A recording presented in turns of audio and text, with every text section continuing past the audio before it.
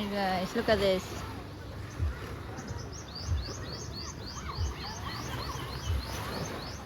Nabangga na naman ako. Nabangga na po ko. Tanawa, parting balasa. Oh my gosh. Paano kaya linisan to? Buti hindi natanggal yung battery. Ayan o.